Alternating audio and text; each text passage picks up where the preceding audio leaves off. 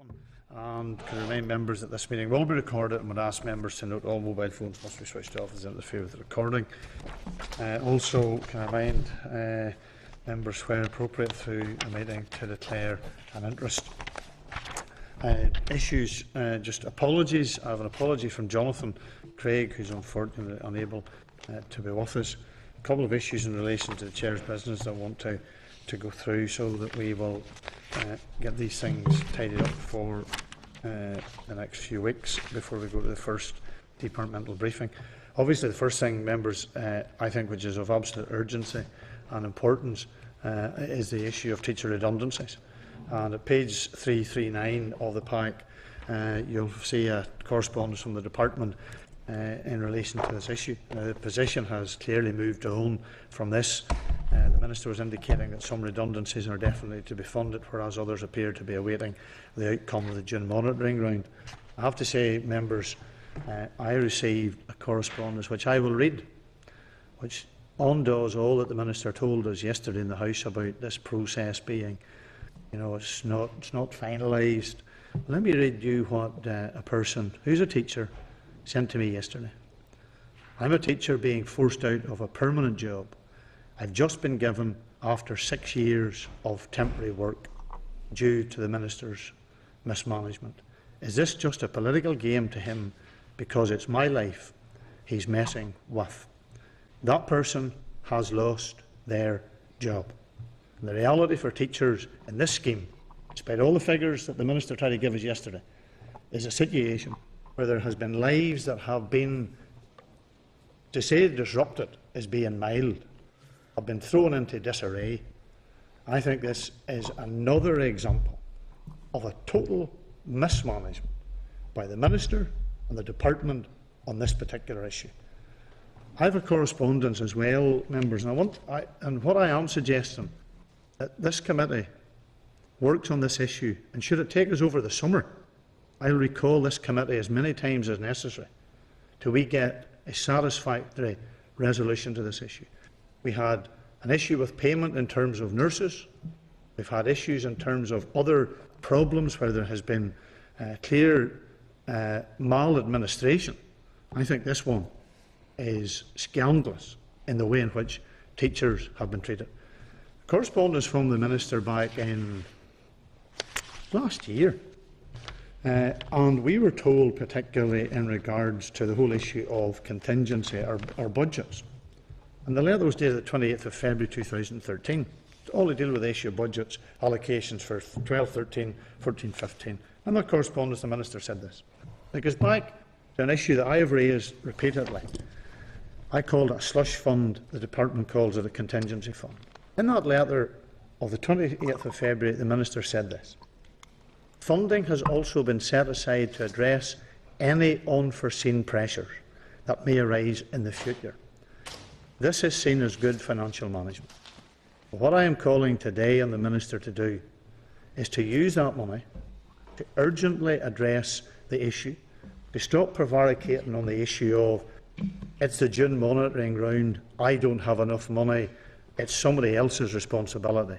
Clearly the Minister in this correspondence has said he has money.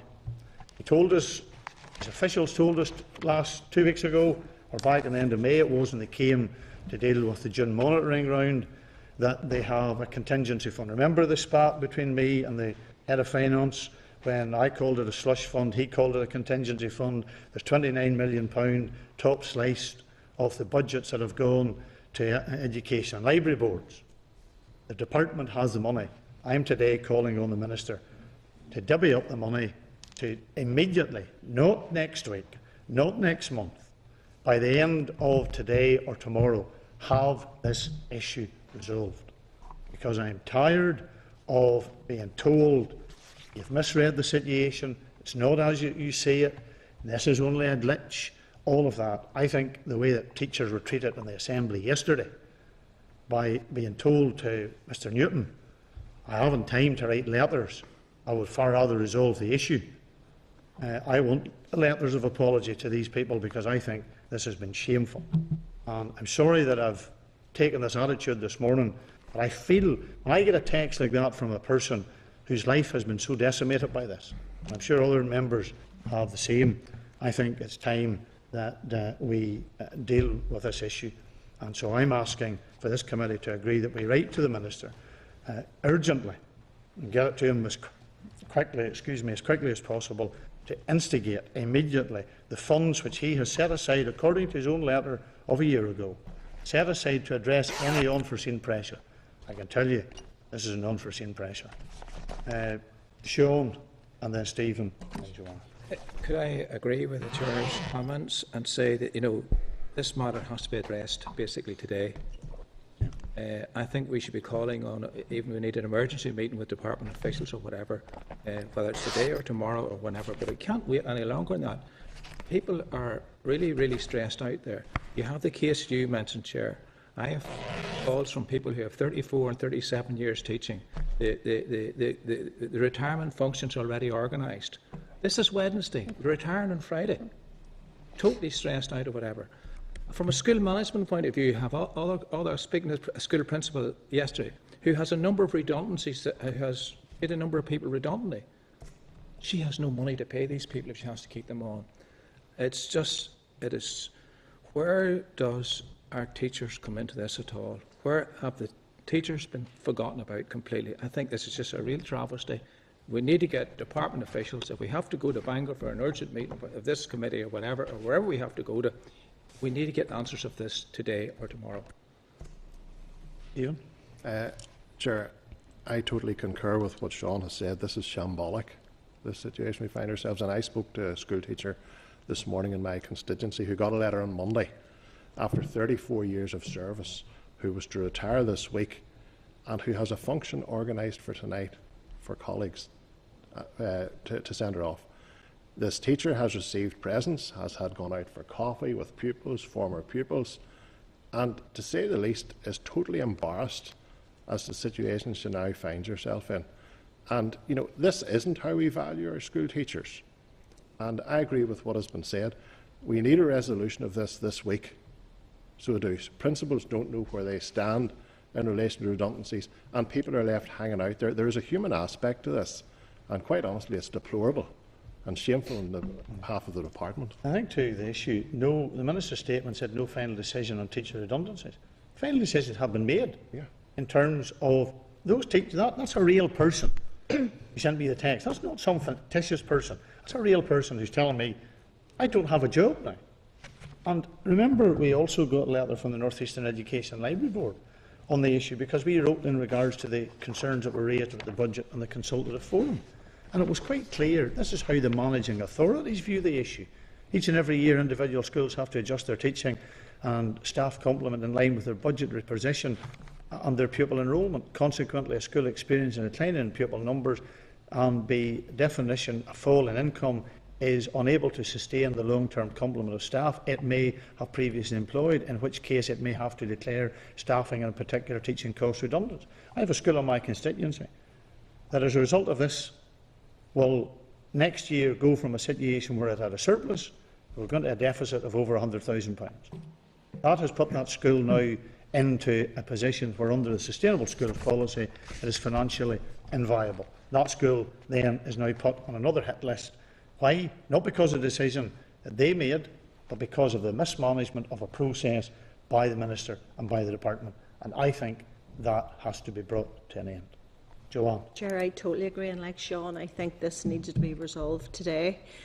With morale already at an all-time low among teachers, this is totally demoralising.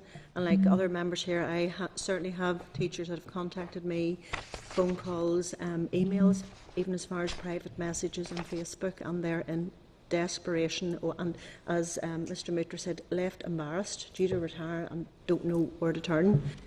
Last night I attended an event, 550 people packed into the Civic Centre in Craigavon to pay tribute to Gary Kennedy, retiring principal of Warringstown Primary, an exceptional headmaster with exceptional teaching staff, and all anyone could speak of after the event was what's happening, how these are the people that care for our most precious children, and they do an exceptional job, and yet they're just been left hanging here with this cloud cast over them and don't know what way to turn, and I am absolutely appalled.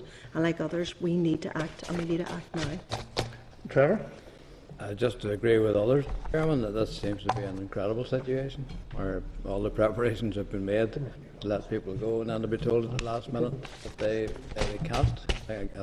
I imagine the Minister is looking for funding somewhere, but Yeah, but Trevor, it's past the point where yeah, it is. It's not the issue looking for funding. He has money. well, Let's dispense this myth. Somehow, coffers of the department and the cupboard is sitting bare.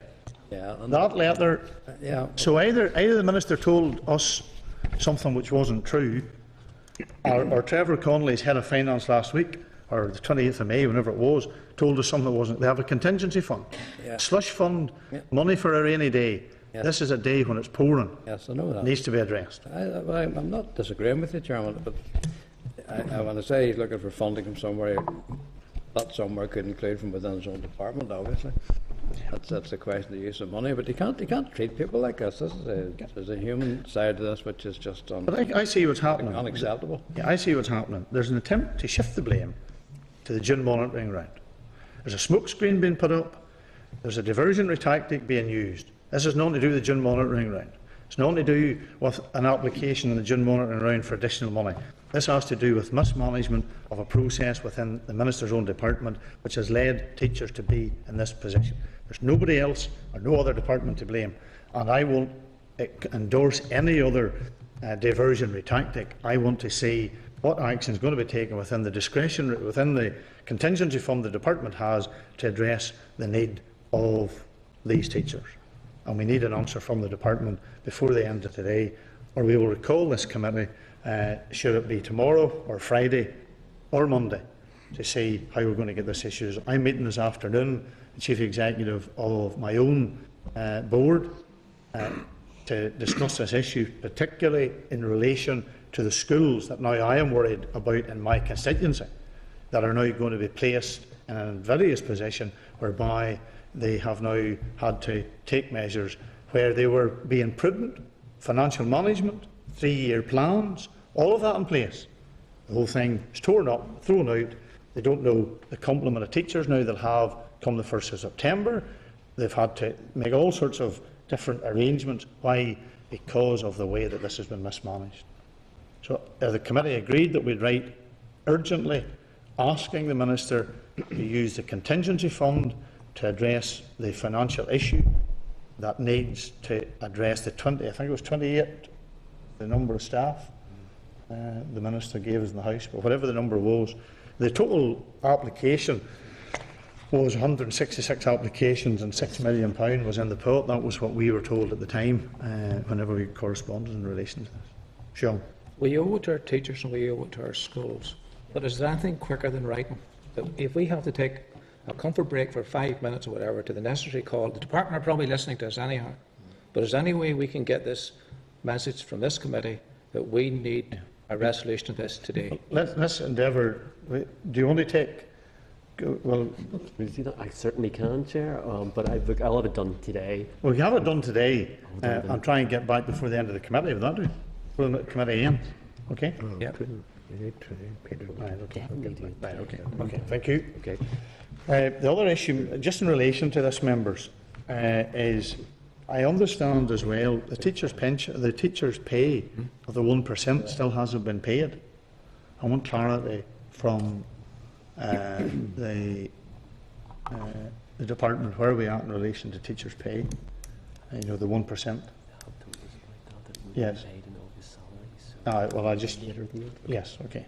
When did it date from, John? When did they date it from, Trevor? Last Last September.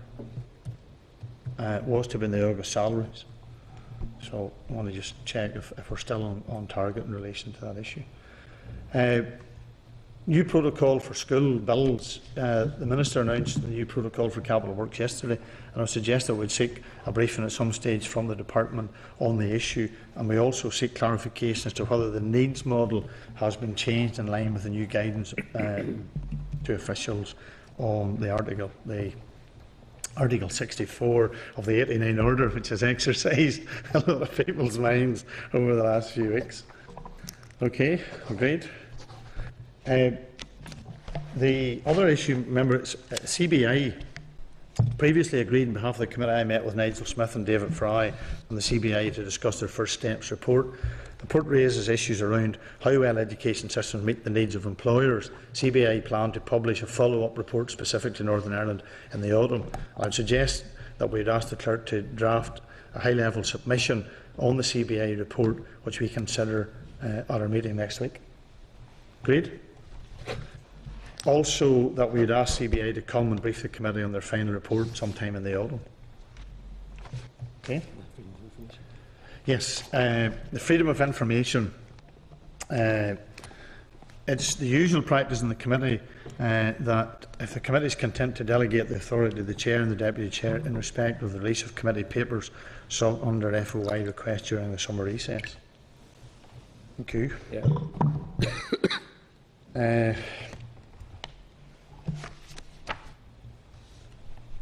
Okay, I'll just do that in a minute or two.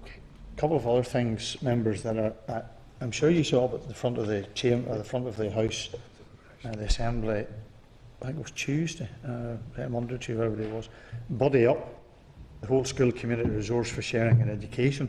There was a number of other members who were present, and this is a project between Eden Nursery and Holy Cross Nursery School. I have to say, a very good scheme. Funded by Christie Community Relations in Schools, and they are very concerned, obviously, about their long-term sustainability. And I, along with the member from East Belfast, Chris Little, his name left me there for a senior moment. Even like you. Were there, and it was the issues to be raised today at OFM, DFM.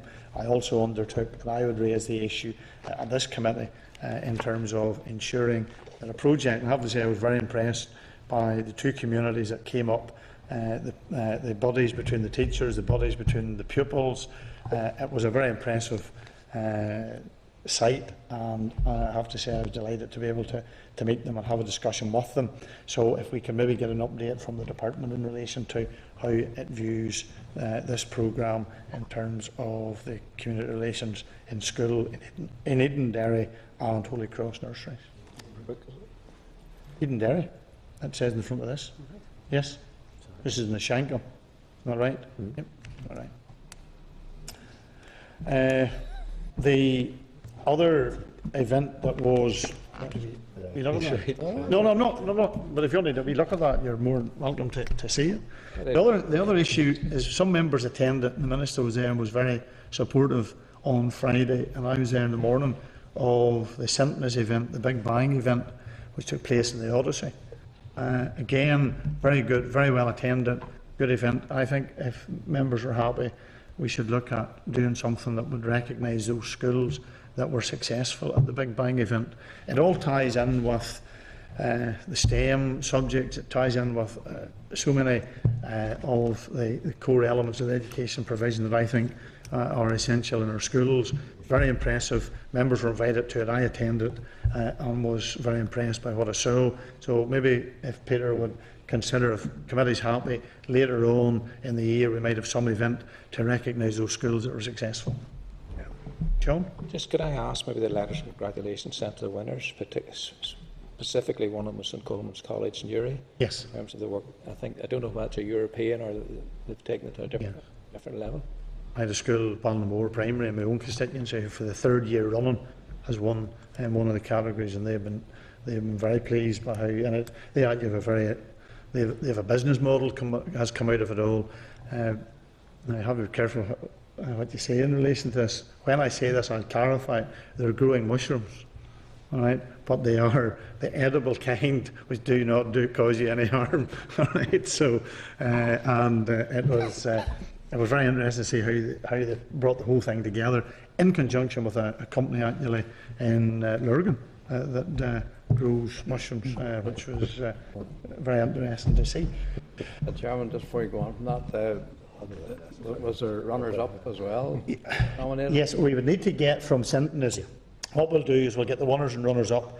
We'll bring that next week that do, and then we'll agree as to what sort of event we can have. Happy enough? Sentence would say they're all winners. You know? Yes, and they are. Well, they are. Yes, they are. Fine, Yes. yeah. So difficult to congratulate the actual winner. And there was a couple of big bangs which scared the life out of a lot of people.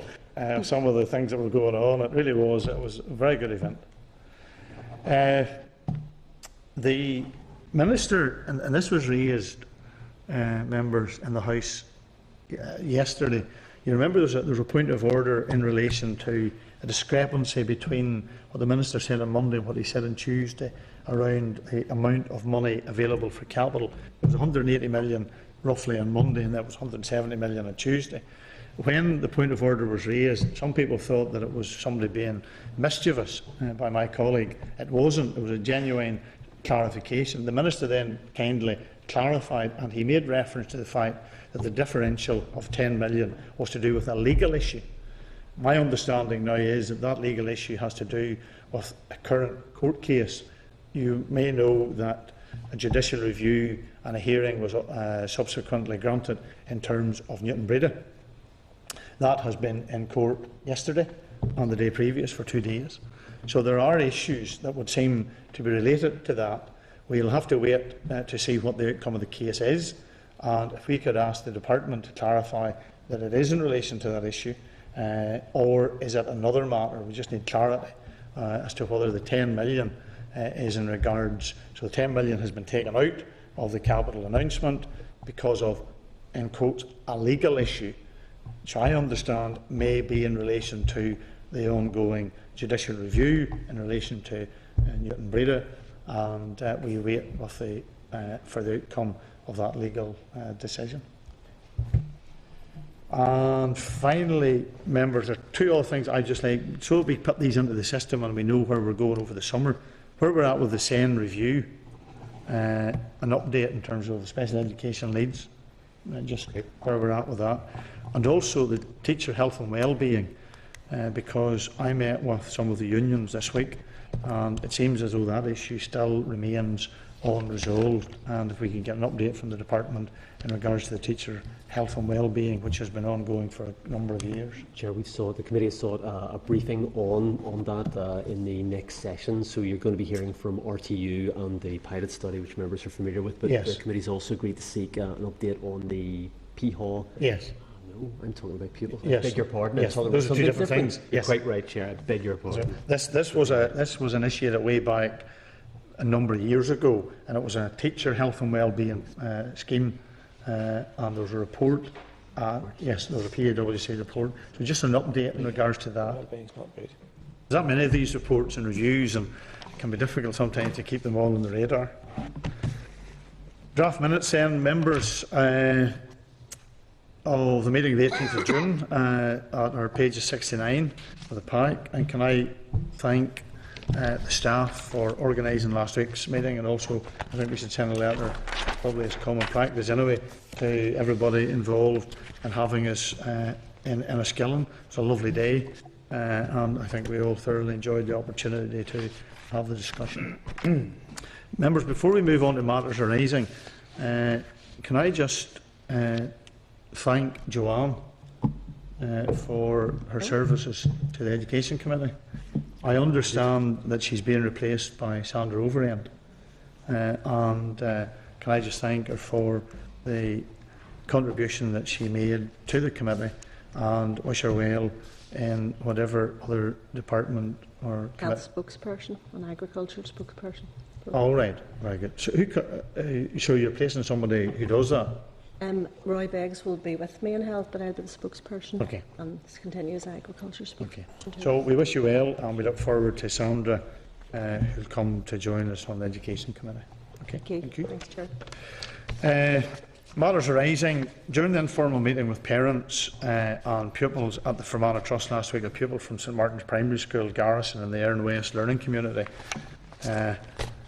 presented a letter of her experience of shared education, and the letter is included at pages 12 and 13 of the pack, and I undertook to make sure that she read it to members present, and I undertook that we would ensure that all members of the committee had it, and also I'd suggest that we would forward this letter to the Minister for his information. Okay, members, the other issue then, before we go to the next presentation, is Professor Colin Knox made reference to some academic papers in respect to performance in schools. The papers in question have been included in tabled items. So is the committee content to note the submissions? Great. Yeah. Thank you. Thanks for your help and assistance for that, and apologies for those other bits and pieces that we wanted to just try and have on record. We'll now go to, would you believe it, levels of progression again.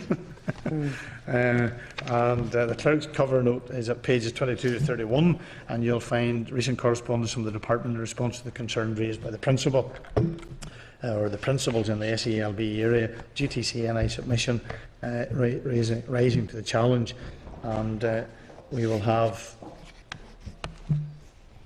officials in front of us. Thank you very much. Glad to welcome Katrina Godfrey's. While since you've been with us, Katrina, thanks. Good to see you. It's a pleasure to be back, Chair. I don't no get doubt. the opportunity quite as often now. I'm sure you were just waiting with bated breath. David Hughes. David's becoming a regular feature of the Education Committee, Director of Curriculum Qualifications and Standards. Carl Savage, the Assessment Qualification Team, and Ruth Kennedy from SEA. You're all very welcome. Thank you for your patience, and I'll ask Katrina or David, whoever it is, to lead off, and then we'll have questions. Thank you. Okay, thank you, Chair. Gather you certainly have had a busy morning already, and I think we're not even the last session, so grateful for the opportunity, of course, to brief the committee. You already, as you said, know David, Carl from the department and Ruth from SEA, and I know that you've asked for an update on end of key stage assessment. I don't actually propose to say too much by way of introductory comments, because I know you have a full agenda, but also because I'm conscious that the Minister set out his position very clearly in the Chamber on Monday, so members will be quite up to date in terms of his position and what that is. By way, though, of a brief introduction, you'll be aware that the levels of progression that we have in place reflect our curriculum. As things stand, and I'm conscious you have asked for an update, and as things stand, yes, they are set out in statute. Schools are in law required to assess pupils' performance against them at the end of each key stage, from Key Stage 1 to Key Stage 3, and report that assessment to SEA, yes, but most more importantly to parents. And you'll have seen from the Minister's comments in the Chamber on Monday the importance he attaches to making sure that parents are kept up to date with their children's progress. Since the committee approved the making of the order which brought in the levels of progression, a number of adjustments to the processes associated with assessment at the end of those key stages have been made, and they will have been subject to various discussions in this forum. And in fact, we continue to look at adjustments as we would when implementing any new process in response to feedback received from teachers and their representatives. And as the Minister indicated on Monday, we remain in very close dialogue with the teacher unions about this and about how we can address concerns where there are, and also how we can move forward on the points in which we are all agreed.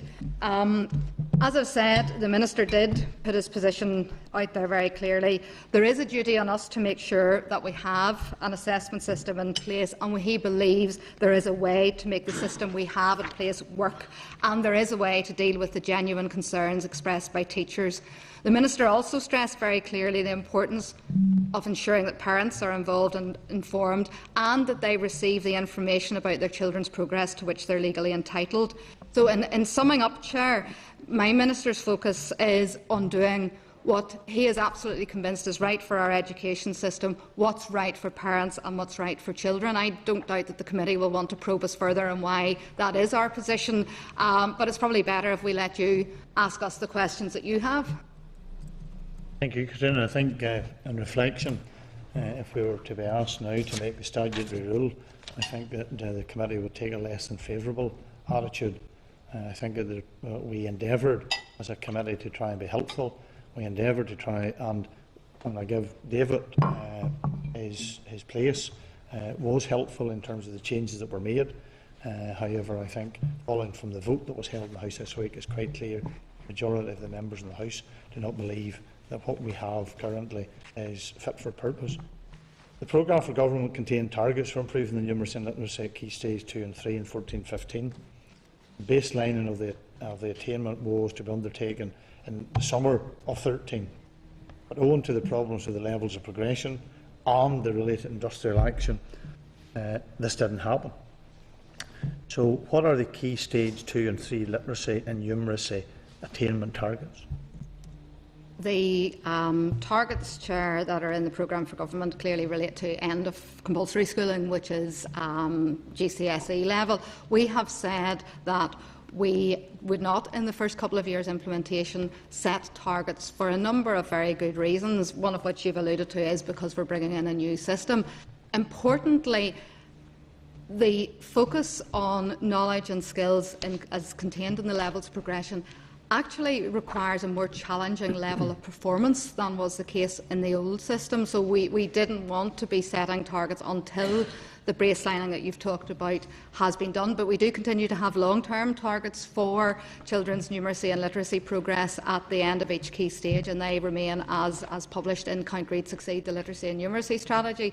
David can add a bit more about the baselining work that's been underway from last year's information. Obviously, with having the first year of returns for the levels for children in the 12-13 year, the recognition that the assessment arrangements were playing out for the first year was never intended that we would simply take that first year's set of figures. Obviously, we're now waiting for the second year's set. So actually determining a baseline is something we would need to do once we're confident we actually have the baseline, because what we wouldn't be doing is trying to map on previous sets of data from before the 12-13 year, which of course was actually assessment against something different, and therefore we would need to start afresh. You see what we have just heard? How relevant is any of that to giving confidence to parents that what's going on in my school is adding value to the education that my child is receiving? And I'm just getting worried that we have had all of these issues, and we've kept going round the proverbial hamster in the wheel, kept going round and round, but the department remains completely and absolutely focused on, but we have to get to an end point because that's the only way we're going to get this off the table. Despite the fact that in schools, as we sit today, at this minute in time, what's happening in our schools is not reflective of what is the system. And it seems as though, and I'm looking at two of the most key important people, Deputy Permanent Secretary and the person responsible for qualifications and the curriculum, and also with SIA. Are you listening to what teachers are telling us? Or are some teachers telling you something different to what they're telling us? Am I living in some sort of a bubble that all I want to hear is all the bad news so that I can have a go at the minister? I can make it very clear, that ain't what I'm about. That's not what this is about. Let's take the politics out of this. This is about listening to teachers who repeatedly tell me what is going on. Overload, additional work, and ultimately what we have in place is not worth the paper it's written on. I think it's really important to take the starting point from the curriculum. I think we recognise we have a really very, very good curriculum here. It's one that we know that other education systems look at and say, well, actually, that is showing the other countries how to set out skills and knowledge and understanding-based curriculum. If we have such a good curriculum, it's absolutely critical that we then have assessment arrangements that ensure that what is intended to be taught and is intended to be learned is actually being learned and is being taught. So there's got to be an assessment arrangement that arises from the curriculum. And what we're actually describing here is a set of assessment arrangements that is fundamentally building on what teachers are already doing, is assessing children continually. And at the end of each key stage, to make an assessment. Has that child actually reached an expected level? Have they gone beyond that expected level? Have they not yet reached that expected level? I'm not sure that there is very much argument about those set of arrangements. But it's implementation. The policy, it goes back to what OECD said. and here's me quoting OECD, right? The policy was good, and I'll be careful in my language, but the implementation was poor. There's other words you could use. It was abysmal. So the policy, and I know what has happened over the years. OECD has come to Northern Ireland and they have said, here's what you would need to do. This would all be good policy. And the department has subserviently, the Minister talked about some members in the House last night being subservient to other sectors of education. The department has become subservient to OECD in terms of policy, and it has gone away very dutifully and very faithfully, put all the policies in place. OECD has come in and said, wonderful, you have really done well there, you have that policy in place, you have that policy in place, you have that policy in place. Difficulty happens to be how that policy relates to practice. Could do better. Very poor. Now, when you look at one, and just give me one example, and then we'll go to members, but one example, does that mean then that the department's going to abandon its reporting against the element on the programme for government? No, the programme for government commitments remain. Right. They're executive commitments, so Yes. even if the department wished to, and the Minister is not in that position, the department couldn't single-handedly stand down a programme for government. So they'll stay as they are. Absolutely. Okay. Now, if that's the case, if you look at the number of school leavers achieving 5 good GCSE, including English and Maths, has only increased by 0.2% in the 12-13, and then from 11-12 by a little more of 0.8. So there hasn't been a huge increase, and that's for pupils in free school meals. Does that indicate that the department's programme for targets for improving literacy and numeracy will actually be missed? It indicates two things, Chair, if you talk about the programme for government targets. First, the overall target for the whole school leaving population is absolutely on course. You're absolutely right that we face particular challenges when we look at that cohort of our most disadvantaged young people who are entitled to free school meals.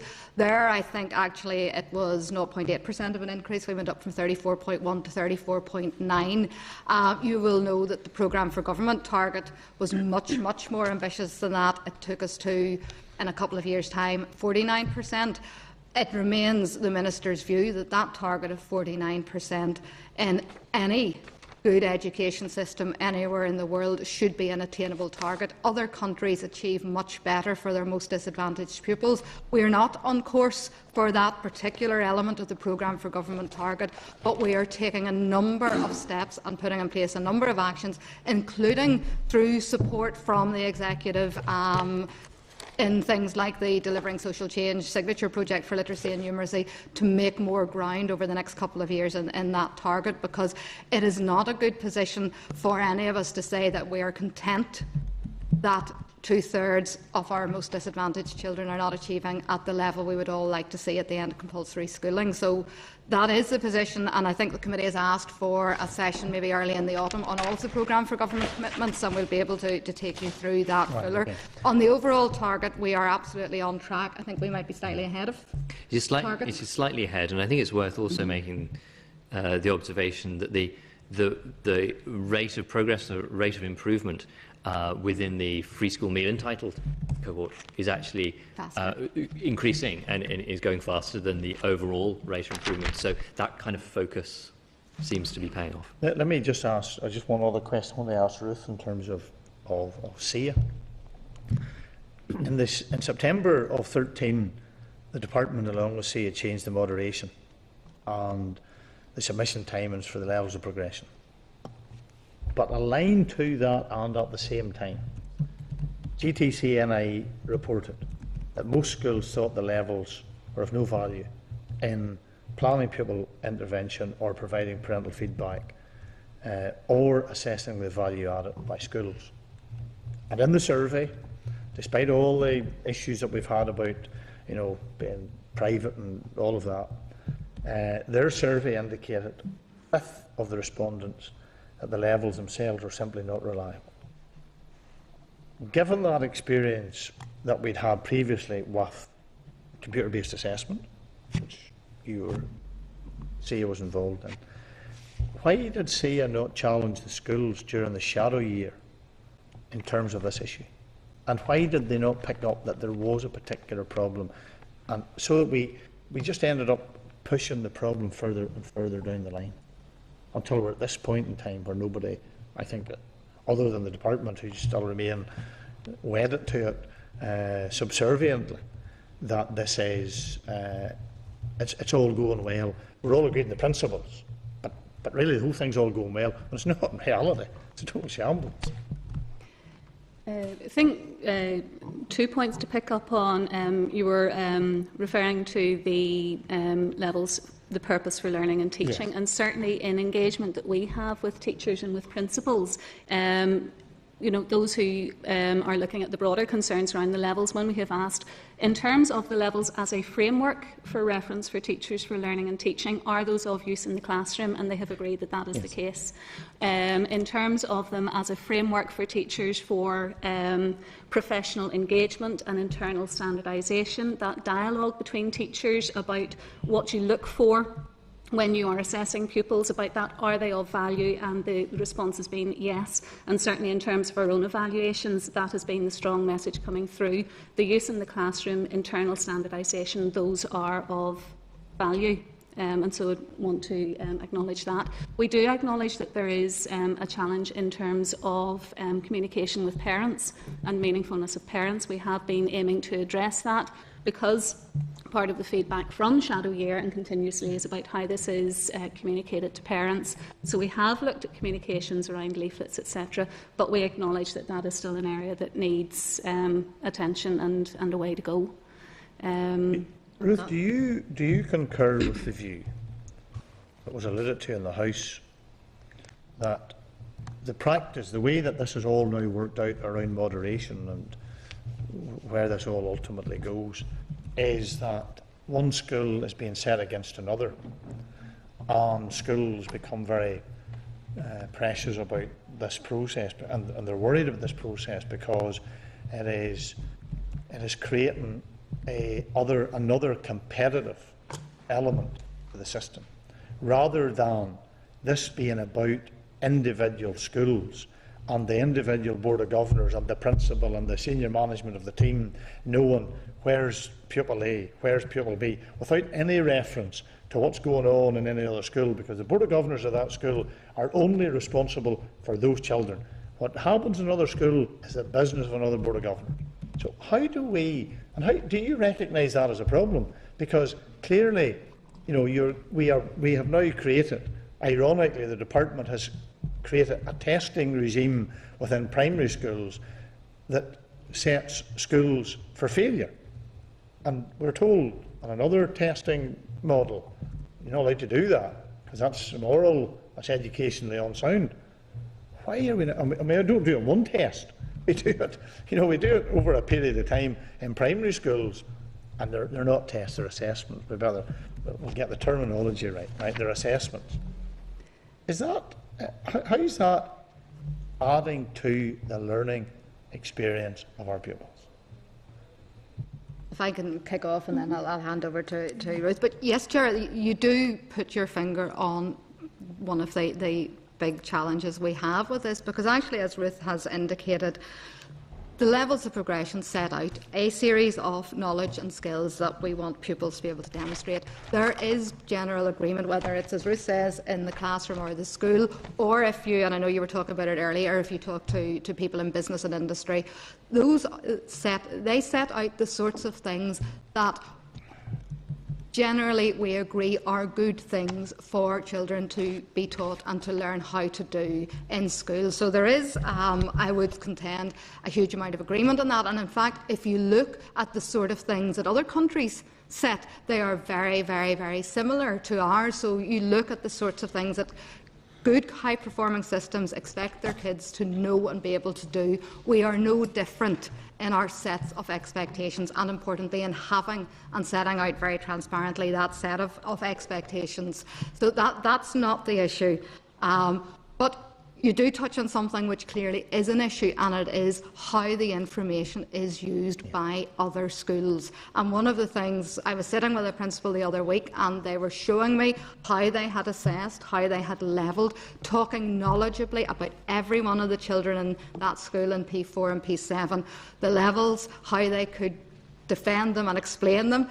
But the immediate comment was, I'm doing it right, but I'm not sure that other schools are doing it right, and that's where the importance of moderation comes in. And the OECD itself recognised this, that if you're going to put teachers making their own judgments at the centre of a process, which is seen as one of the best possible ways in which you can assess children, far more superior to doing a test on a given day, because this is the culmination of a year's worth of work that a teacher has seen a pupil doing, then you have to have something that gives teachers the confidence, first of all, that they're doing it consistently and that everyone else is doing it consistently. And that's the thing that the OECD recognises most clearly, is that we have more work to do to build teachers' confidence in their own judgments and in the judgments of their peers and colleagues. So, yeah, that is an issue, because if schools are concerned that in some way they are going to report their outcomes and somebody else is going to report theirs and they're different, that adds to their concerns about how they're portrayed. You don't allow teachers to think for themselves. You give them a box of comments and a pull down on a computer screen, a standardised comment on every child in Northern Ireland. You don't allow teachers to think for themselves. Why would you want? Well, you think that would be an awful thing if we had a system where teachers are allowed to think for themselves. But yet here we have a department that's telling us self-evaluation. That's the way to go. Yep. Now, you trust them with self-evaluation, you don't moderate it. But you don't trust teachers to be able to make an assessment with systems that they have confidence in, that says, and I have walked into numerous schools and I have said, well, I haven't named the child, but the principal has said, I could take child A, B and C, and I can tell you where that child is at and the progress that is made. Does that satisfy the department? Does that satisfy Rathgale? No. It doesn't. Why? Because we can't trust the teachers that this would really be where that child is at. But the parent has confidence. Actually, Chair, that's not the case. Funnily enough, actually, we do trust the teachers. Teachers themselves tell us they want to have something in place that allows them to know that when they follow the system through, everybody's doing it in a similar way. That's very, very clearly articulated in the OECD report.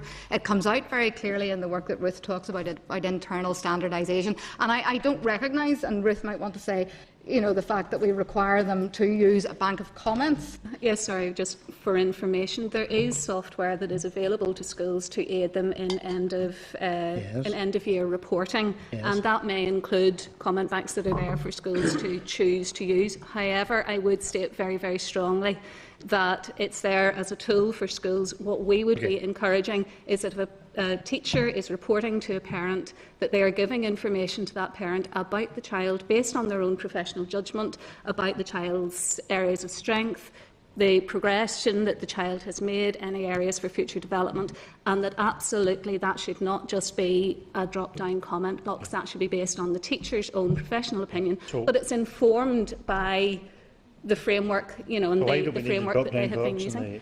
It is there purely as a tool. It is there purely as a tool that schools may choose to use if they wish to. Let me then ask this one question, finally, and then I'm going to show.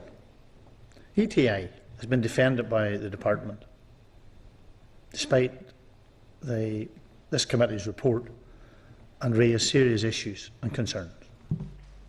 Now, if we take that ETI, as it is currently constituted, is the body which, for want of a better word, polices the system, would it not be a logical conclusion to come to that ETI would use another system by the department, of which Noel Buick sits as on the management board of the Department of Education and has approved levels of progression, that they would go into a school and they would say, well, let's see your end of key stage results. No. What do they ask for? They ask for PI, they ask for PIM, they ask for other processes that the schools have confidence in. Why, all the shortcomings in ETI, they don't even have confidence in the levels of progression. Can I come in on that So straight away? how can we address When that? go into schools, they want to see that the school is collecting data and using data. Okay? They quite reasonably, as we set out at the very beginning, have said that in the first year or so of the new assessment arrangements against levels of progression, we know that those arrangements are bedding in. So the inspectors are quite reasonably saying, we know you have a lot of data, we're not going to put great weight on a new system because we know that that new system is bedding in.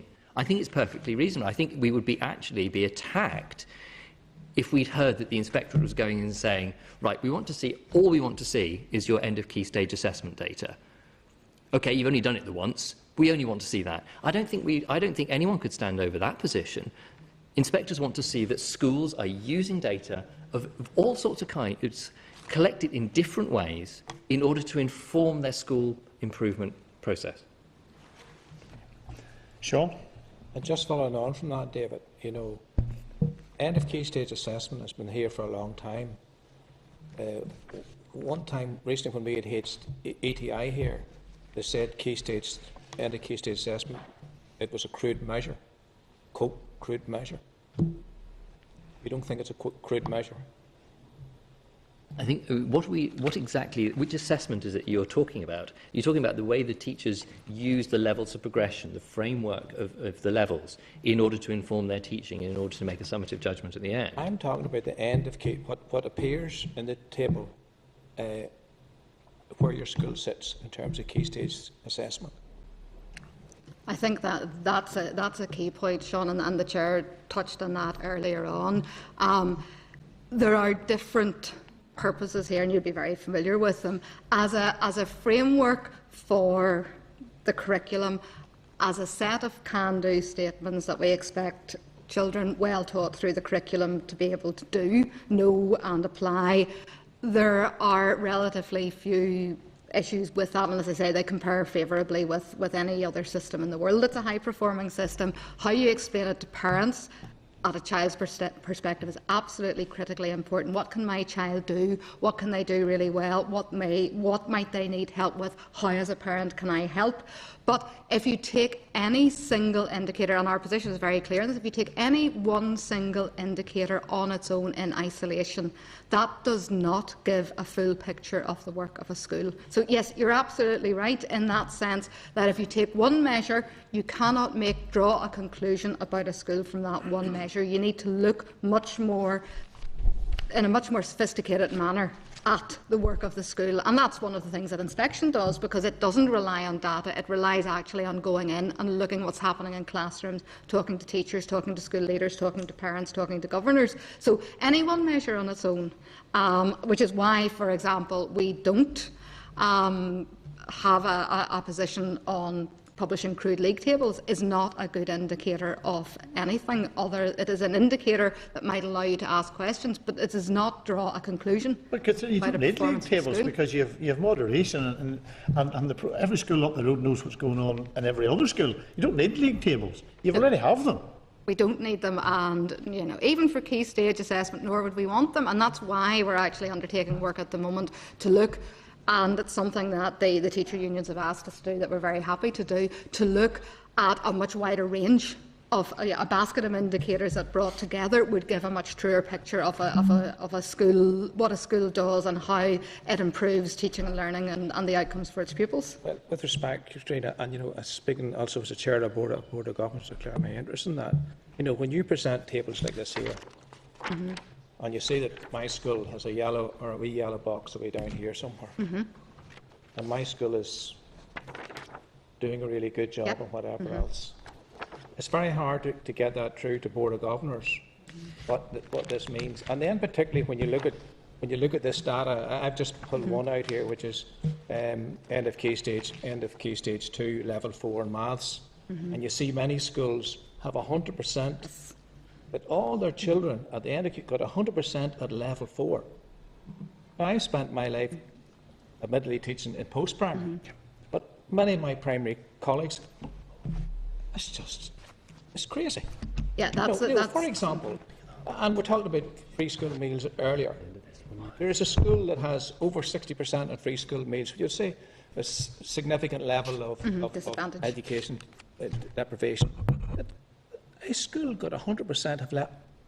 That must be fantastic. That practice needs to be shown across the north or whatever. But so I hope you can see why even Board of Governors don't even trust this stuff. But that scatter plot which you have, Sean, comes with quite a detailed letter, which David can share, which actually explains the very point that you make. I know it does, but when you give your information out to your Board of Governors, they look to see where the yellow dot was for my school. You know, they're not going to, with respect, read a whole circle about it. But I think the whole point is on the front page of the covering letter. It says this is just one piece. I mean, this data is just individual pieces of data which form part of a much greater range of information which should inform boards of governors about the performance of the school. They can't be taken in isolation, otherwise they are a misrepresentation and a distortion. And that's made very clear that there is a whole range of information. Some of the information will have been provided by the department, but the school will contain a lot more information that the department has no access to. And it's quite reasonable for the department to say, this is the information we have. Your school will have more information. As you're making a judgment on the performance of the school, as you're looking at the performance of the school in order to set your school, doing your school planning, look at all the information. Yeah. I mean, you know that. I know that. But it's not representing the situation to say here is the one graph that we all fret about. Yeah, I can explain that to the rest of the governors, and the principal knows that I have some understanding of it. But maybe that's not the case out in the whole Board of Governors, where they just see this dot that your school's way below the Northern Ireland average or wherever it is. Mm-hmm. But just leading on to another thing, you talked about information, and it has to be useful for parents. And it's good to see four top people here today, because this question has never been answered. I've asked the Minister and I've asked more times than enough, and that is level 4 communication. Yeah.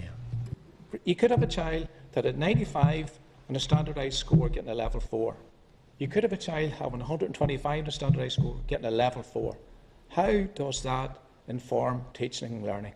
You know, and I take the point, you know, yes, it is a good curriculum. There's good frameworks and whatever, but key to our curriculum is teaching and learning. And key to teaching and learning is assessment. Assessment for learning. Assessment that informs future practice. How are you going to get a level 4 in communication? With that range, 95, the child has major communication difficulties. 125, they could read the Times. How does that inform future teaching and learning? Ruth, do you want to Or pick up inform on parents? the summative purpose of the levels and how that works? I think coming back to the earlier point around reporting to parents and concerns around comment banks and so on, what we would be promoting is, that in terms of the end of key stage reporting to the parents of the level, that is a marker at a point in time. There is a lot more information that sits behind that. In terms of level 4, what that would be indicating to a parent is, yes, that is the expected level at the end of year 7, and your child has reached that. And we did, when we were developing the levels progression, we mapped through, we looked at a lot of other frameworks. We were mapping through to National Qualifications Framework, we looked at GCSE, we looked at what the route through would be in terms of markers for, are you on course to be successful when you reach the end of your statutory schooling, and are you on course to do that? Yes, that one number is broad, and that's where I'd be coming back to the fundamental message that when schools are reporting to parents, there is that key role for the teacher to be contextualising that as well, to be providing the additional individual information about the pupil as well, to say, yes, in general terms, you are on course, you've been successful, here are the things that you're particularly strong in, here are the things that are going to be the focus for development to move on as well, and that actually that is that's the richness of information that could be provided to parents. That's something that I think is very much within the remit of the teacher and the school to determine how best to report that within the broader framework. But Ruth, when the parents go to do when they're going out, when they're asked to do in this shop, and what did your wee Johnny get a level 4, and my wee Johnny got a level 4, and one is at either end of the scale. It's not useful. The parent has an expectation that my child is a competent reader, is competent in communication, and when they go to the secondary, post-primary school, bang. Mm-hmm. Unfortunately, it's a number. It's the numbers, the level 4, they see. Yeah, can I come back on that?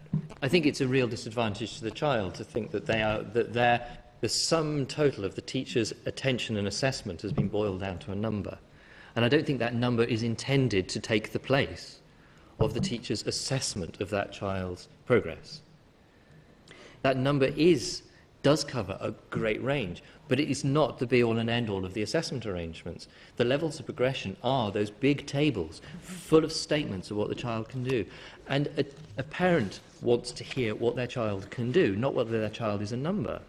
And I'm not sure that replacing that degree of sophistication, that reporting back of the teacher's assessment of that child's strengths and weaknesses, should be boiled down to a number. Now, if that is the way in which we want to be reporting on children, then it may be that a sort of more minute set of figures should be provided. But I'm not sure that that necessarily is the way that anyone wants their child to be reported on, that they are this figure, which is maybe 1 point higher than the girl down the street or the boy up the road. That doesn't do the child no favours at all. Would you contemplate doing away with the numbers then? No, because the numbers tell the wider system something very important. Have children been reaching the expected level? Have they exceeded the expected level? Or have they not yet reached the expected level? That is valuable at a higher level. An assessment is valuable if it informs future teaching and learning.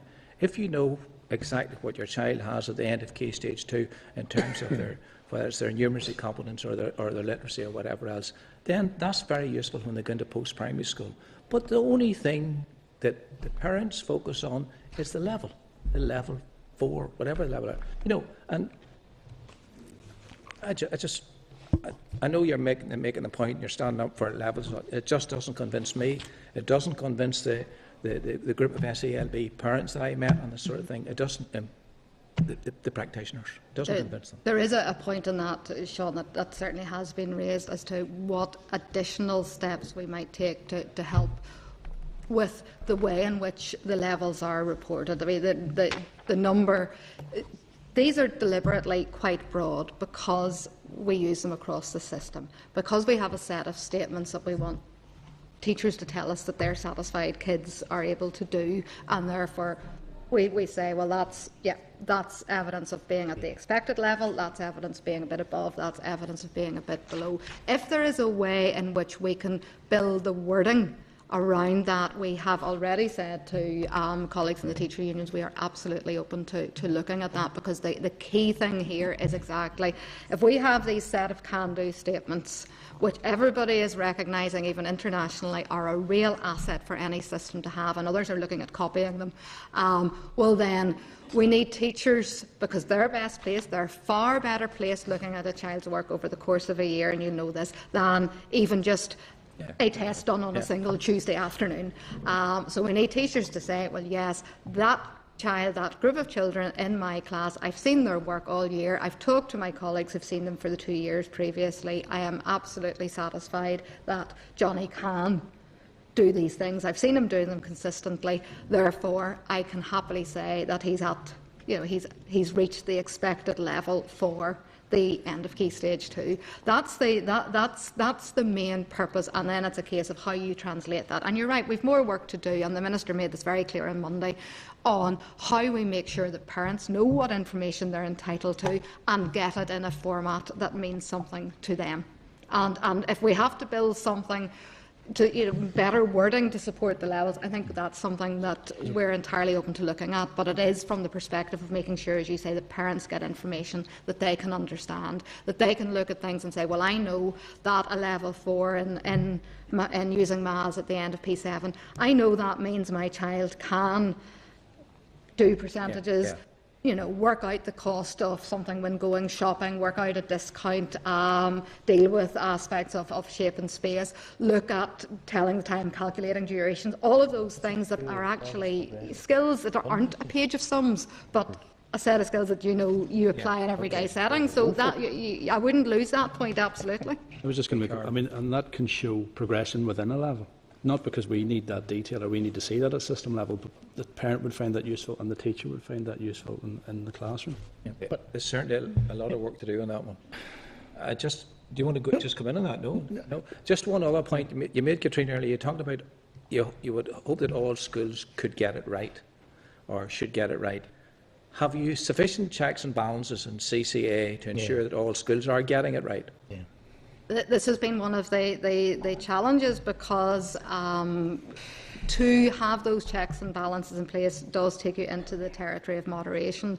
To moderate does require some additional work to be done, whether it's bundling up the samples for somebody else to look at, and that's where we know we have still got some challenges to address, because on one hand you can say, well, we don't like moderation. On the other hand, most people are saying pretty consistently we need it, and we need the reassurance that it brings. So what we're looking at is how to make sure that we have the robustness in the system without it carrying more of a workload than is necessary. And we're not looking for artificiality here. We're looking at a way of being able to capture the work that a child does naturally over the course of a year, assessed by the teacher, and the extra check that can come in on a sampling basis to satisfy everybody, including the school itself. And that's what teachers are, by saying to us that they want to know that the school down the road is doing it right, essentially asking for moderation, and we need to find a way of doing that. What we found is that the internal standardisation that happens in schools is incredibly popular. It seems to be promoting that sort of professional dialogue that we want to encourage, and that will build confidence. What we want to look at is how we can move that forward a step further. Can we do something different with the way we approach moderation that actually comes at it slightly more from a professional development angle, so that it's a confidence building and professional development opportunity rather than a marking your homework opportunity? So that's the territory that we're in. But Ruth, in terms of the moderation, SIA has made a number of adjustments to try and make it more manageable without losing the point you make, which could be that you actually dilute it to the point that it's not having the intended purpose. That is the nature of the adjustments that were made for this year in terms of manageability for schools. But you're asking how do we ensure that every school is applying that consistently. We are not at the stage yet where every school has been through moderation, so we are still in a fluid state in that regard. Chair, I'm nearly finished. So you're accepting then the data could be skewed slightly? When we look at it, Sean, at a system level, interestingly, it looks like it correlates very well with other data that we would see. We absolutely expect that teachers themselves want more assurance. Could then... And we've seen, for example, we've seen in the data we got last year, we did see the dip that we expected to see, because this is more stretching than the old levels of attainment were. So we do see patterns that look to be incredibly consistent with which gives me the sense that actually schools are, in many cases, doing this absolutely correctly and with great professionalism. But they themselves need more reassurance and more support in that area. So then, for example, that one FOI where 90% of the children at the end of Key Stage 1 had a level 3, would you have a system that can, when you see something like that coming up, you would check that? That's the sort of thing that the territory that we do need to talk about, because there's two reasons why you might want to check that. And one of them might be the one you alluded to right at the start, which could be, this could be a case of absolutely outstanding practice. And the quicker we know about it, the better. Or it could signal a case where a school might need a wee bit of professional support in coming to its judgments within the parameters that are set. So, Ruth, I don't know if you can say anything about how we pick up things that are perhaps slightly off trend. That is something that I would still say that is work in development, again, because we are not at a stage where every school has been through moderation, or the data in every school, that it's still a developing situation. Certainly that information is available. The caveat I would put around it is, talking about the FOI, we were talking earlier about the need to put any information into context to ensure that we're looking at the context for a school. As Katrina says, it could be an indication of outstanding practice in a school. That's where the additional contextual information around the school, in terms of free school meals, in terms of intake, in terms of the picture of that, would need to be taken into account before you would be looking at the other information on the school before you'd be making a judgment to say it's a school that's got it wrong, because it could well be that it's a very highly performing school, and that is a broader picture. It's one that we still need to look at moving forward, and to look at the range of evidence, and that's but it is the thing that's most frequently raised with me by head teachers is your point about what are you doing about the schools with 100% of kids at or above the expected You can level. see That how is the perception of schools, how that can yeah, affect things. absolutely. But yet, if you were in one of those schools, Sean, I bet you you'd be absolutely convinced that you had done the system absolutely correctly, and therein lies the challenge. Yeah, and you can understand it if that's one school and school B down the road is not performing so well. That must be a school. That must be a school. There's no free school meals, no children on the special educational needs register. You know, they must all be brilliant pupils. I'd love to visit that community. Yeah. You know, really, and this is not to trivialise it. Here we are. We've gone through all this discussion now for the last half an hour. The department has an attitude of, we need more work, we're going to have more discussion, we're going to do this, and all these wonderful things. See, all that's going on. The teachers today tear their hair out because what they are being asked to do, their workload has just kept going on, and they're not even sure now if they can get a redundancy package, if they even get out. And when is the department going to say, right? And the Minister was very adamant about, I'm not turning, boys. Doesn't matter what you say, I'm not turning. And then threw it round to the rest of us that, we don't accept moderation or we don't want assessment. That's not the case. The letter from Gary in the school made it quite clear. I think it summed up what the current position is in relation to teaching. And that was that urgent consideration is given to the development of a new assessment framework that people can buy into. Haven't got buy-in in the majority of cases from teachers. There has been issues raised. Put your hands up and say, we've got that wrong. This is like computer-based assessment. £6 million later, and I don't know how many denials. The Minister had to be trailed to the House, and his officials had to provide for him an apology which was simply saying this was not the way it should have been done. We're going to end up in the same position with this. And when are we going to draw a line in the sand, take a deep breath, go back to our teachers and say this is what we can do? Because, Ruth, I'm worried what's going to happen now within SIA is, what if SIA discovers that they need, as a result of their internal moderation, they find that some of this has been incorrect? Are they going to have to revise the levels that have been awarded by SIA to schools? You're going to have to go back and tell schools, sorry, you've got all this wrong. Is that a possibility? What happens, Chair, and is that the school gets feedback. The school now gets feedback because of the adjustments we made in response to the issues that teachers raised with us. The school does get feedback from SIA. I don't know how regularly that happens, Ruth. I imagine it's reasonably unusual. Just to clarify, the arrangements that are in place for this year, where schools submit school portfolios, one of the aims behind that was that in advance of reporting outcomes to parents, that the school is demonstrating to SIA and demonstrating that teachers understand what the standard looks like, and that they are familiar with the standard. What then happens is that the feedback is provided to the school in advance of reporting outcomes that either says, yes, you understand what the standard is, or you need to have attention around, it may be a particular level 5, it could be in a particular aspect, for example, reading.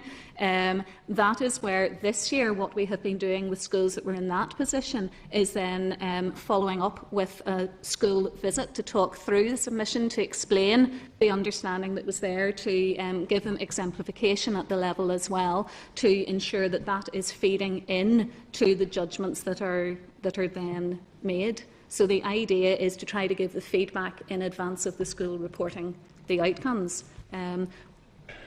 Okay. Danny, you only ask your question. I'll do that, then I'll... Switcher, sorry not to be here when you started, but I wanted to follow up. We've heard this mention on the dashboard or a basket of performance measures. What are you looking at? What detail is in there? At the moment, we're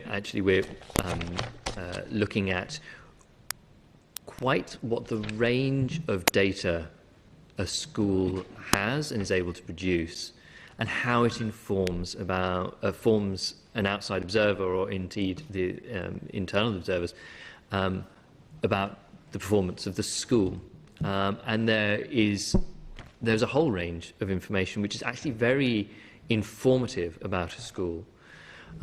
Some of it will be simply what information is there about the performance of children, what information is there about progress of children, what information is there about attitudes, what information is there, and as an example,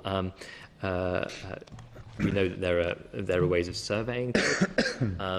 What information is there, say, about attendance, where we know that good attendance, universal good attendance, may not tell you very much, but poor attendance can tell you something significant, or information about staff attendance. There are a whole range of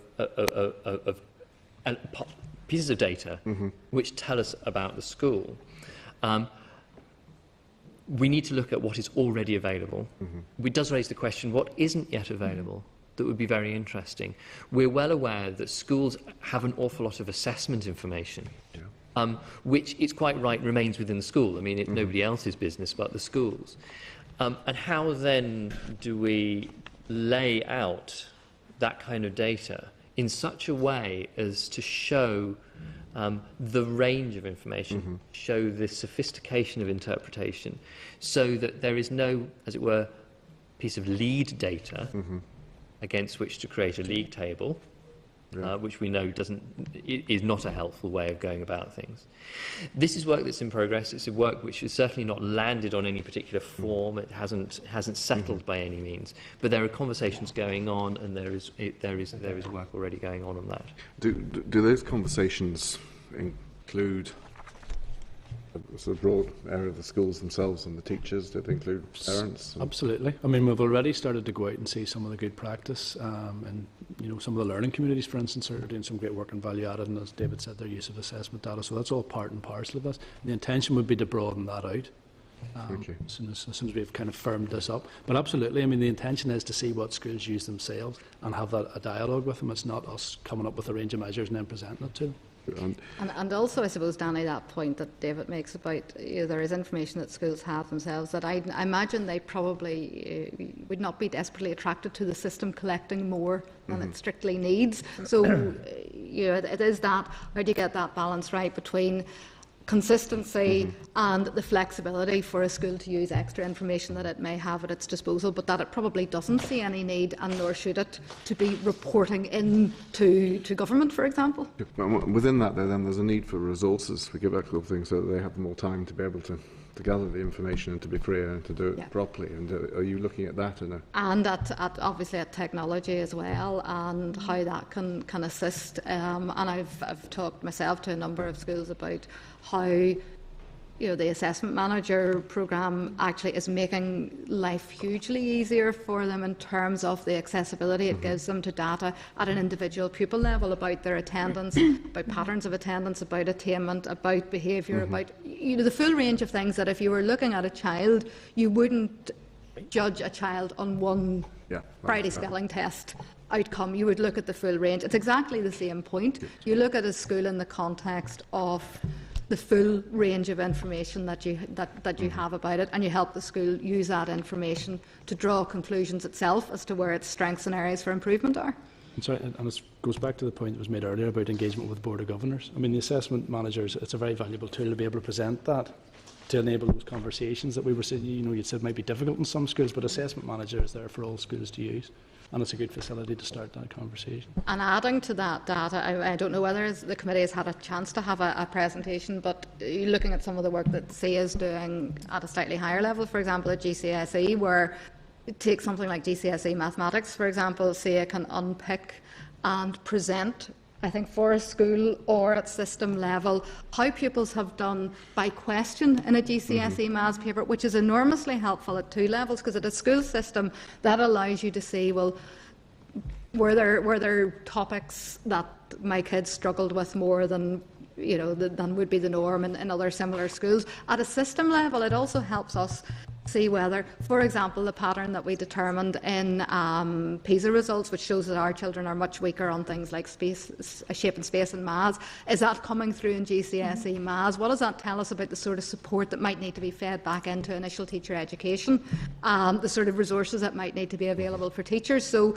using the data, and that item level data for something like GCSE maths is remarkably impressive, to see by way of a presentation, and maybe something the committee wants to follow up at some point. But if you see the power of that at system level and at individual school level, it is about how you use it effectively. Yes, but consider that's all good for the bean counters in Rathgale, right? And I'm not being disrespectful.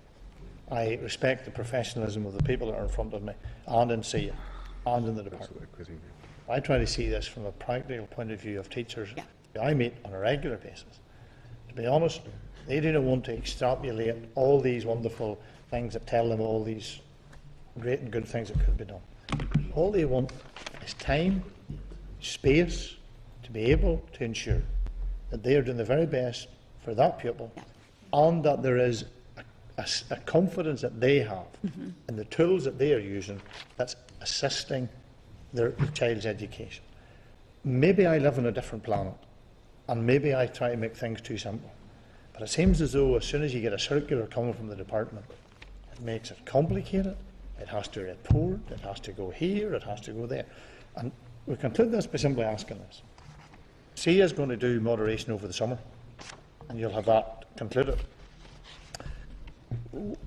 Will we be able, because we're revisiting this in September, October time, will we be able to see from the department and from SIA the outcome of that and where we're currently at, so that we get some sense? This has been going on now for a number of years. Where are we at? Because changes have to be brought to this, and we have to have an agreed process, or else I can assure you this committee won't endorse.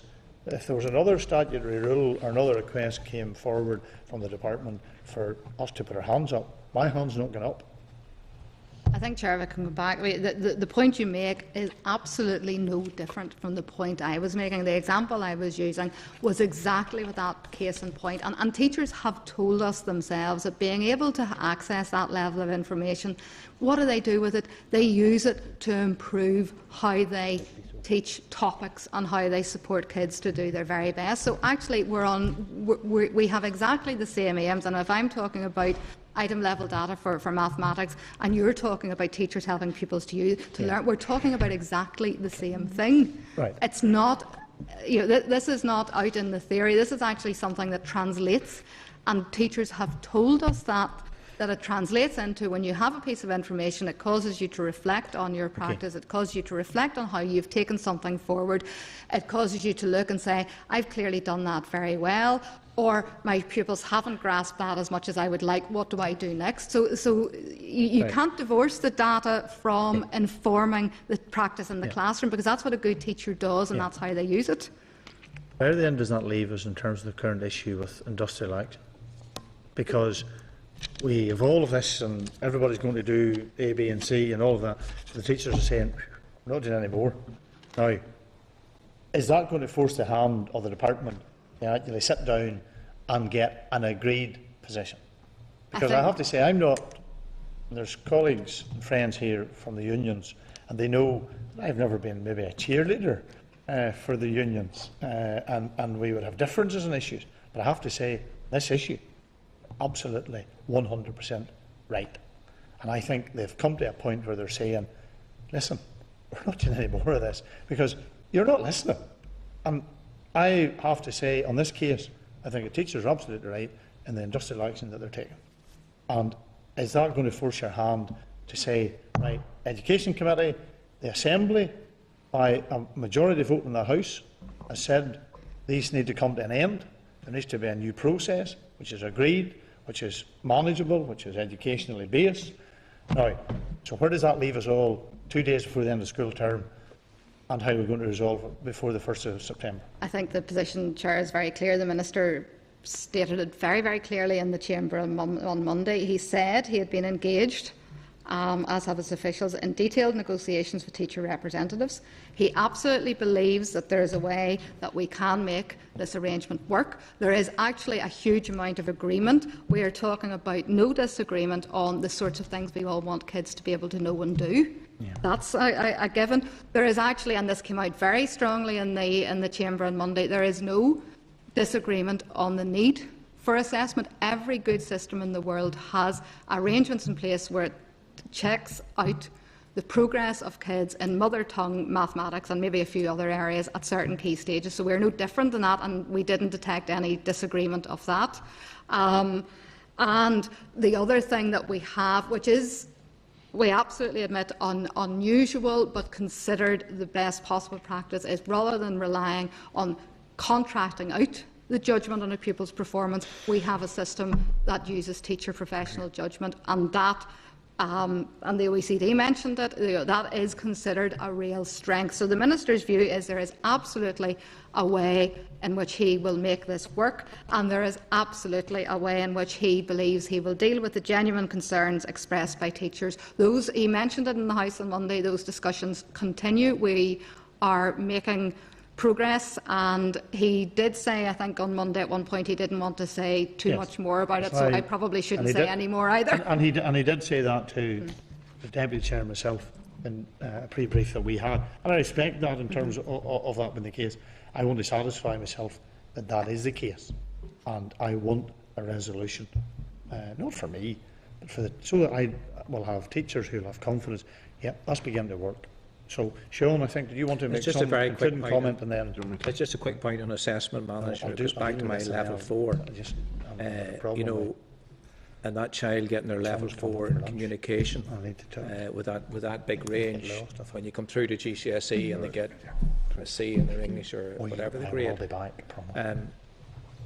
it doesn't really show the real value added. You know, the child that had just scraped that 95 and had particular communications struggles, how that child, the work that was done in the school to give that child their C, as opposed to the other child who was quite good in the communication. And I think that's particularly something that we're badly missing too, is the whole area of value added, and that's with levels like they are at the minute, they're useless for it, because you know, particularly many of our non-selective schools are doing fantastic work of bringing those young people up. But unfortunately, sometimes with data, an old computer term way back in my vintage was GIGO, garbage in, garbage out. You know, and I see something like that. And I suppose just my final point really is, I hope you can build the confidence in teachers, because this survey from the SALB, 90% of teachers have no confidence in the assessment. It's not the framework, or it's not the curriculum, it's actually in the assessment. 90%.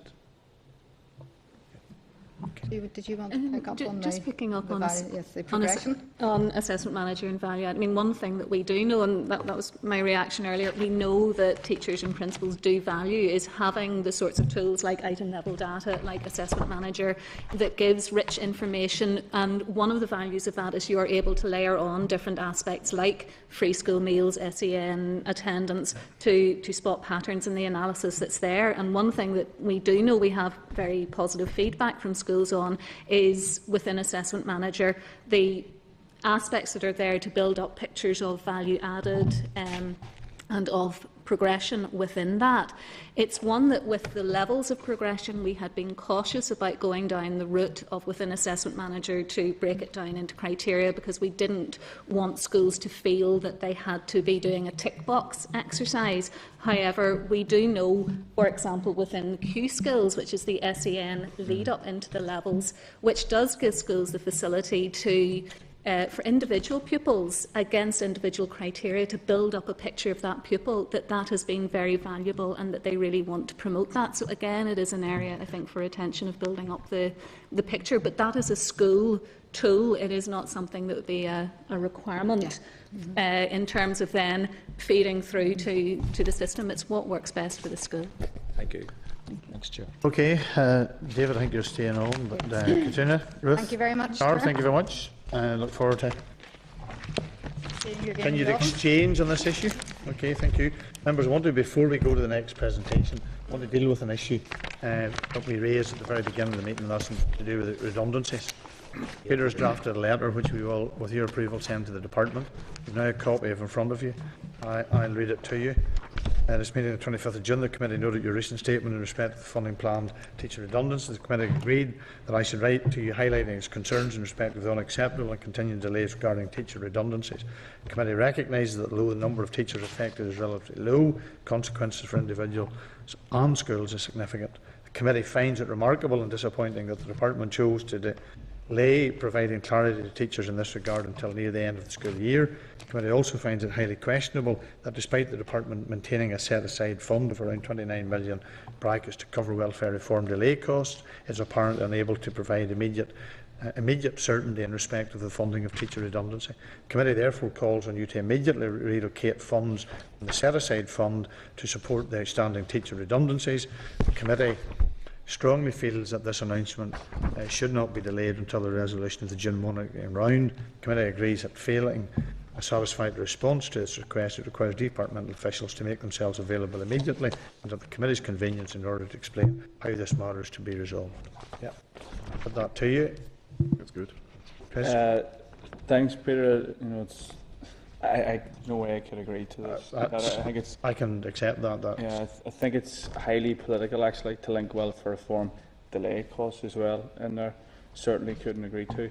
The line about the department choosing to delay providing clarity, you know, and don't get me wrong, I want to see this issue resolved as much as anybody else, and I've absolutely no problem with the committee writing to the Minister seeking a resolution to this, but you know, I think we're accusing them then that they were aware of this more than it did. Well, and again, you know, we're taking a political decision here to say that we should be allocating money from a set-aside fund instead of the June monitoring round. The committee should be supporting the Minister in seeking additional funds that are necessary to the Department of Education.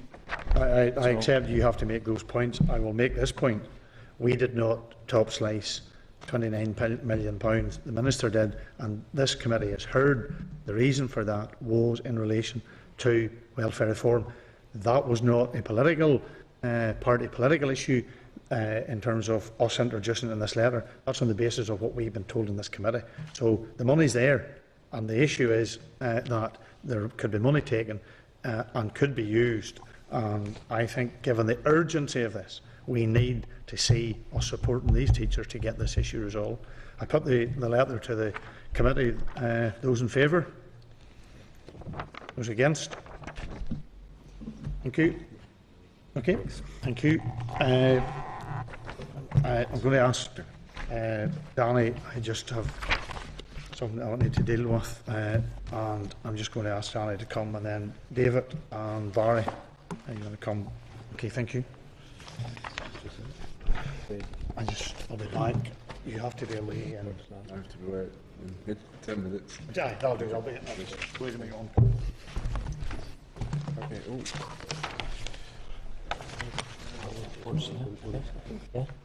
Okay. Thank you very much, and very welcome. We're moving on to funding in schools. Members will now receive a briefing from the Department on the EU funding in schools. And the Clerk's cover note is at pages 101 to 107. In your papers, you'll find departmental correspondence on EU funding and the International Education Programme. You will also find ministerial correspondence regarding to the Peace 4 programme and the SEUPB Peace 4 consultation documents. Joining David at the table today is Barry Jordan, so very welcome, Director of Equality and All Ireland, DE, Department of Education. So you've got 10 minutes, please, and I apologise if I have to leave before I go, but Mervyn promises he will be back. So there'll be a little jostling in the seats. Okay, so thank you very much. I'm very grateful for the opportunity to brief the committee, seeking some information about the use of EU funds in support of education. I mean, our written response sets out key points. I'm just going to bring out some important issues for consideration. Barry is in a position to talk about the Peace 4 funding, and I'll talk about the Erasmus Plus programme. since these are the two principal areas, principal sources of European funding in the education arena. I'd start by making the point that EU funds are generally directed at programmes and projects which aren't already funded as core provision by governments, such as schools. And since the bulk of the DE budget is deliberately allocated to schools to use themselves, it's therefore surprising that the department itself doesn't actually draw down significant amounts of funding from the EU. Rather, it's our partner bodies that get the benefit. So in total, within the education sphere, over £2 million was drawn down in EU funds in 2013-14. And this was the fourth largest drawdown of the executive departments after DEL, DETI and DRD. The department's approach to the Erasmus Plus programme and its predecessors, Comenius and Youth in Action, is that we would encourage schools and youth organisations and others to maximise their uptake of the programme's funds in order to support positive outcomes for young people. I think that rather goes without saying. Now, if that leads to an increase in drawdown of EU funds in support of the executive's objectives, that is a positive, but it is a secondary consideration because it is the educational outcomes which come first.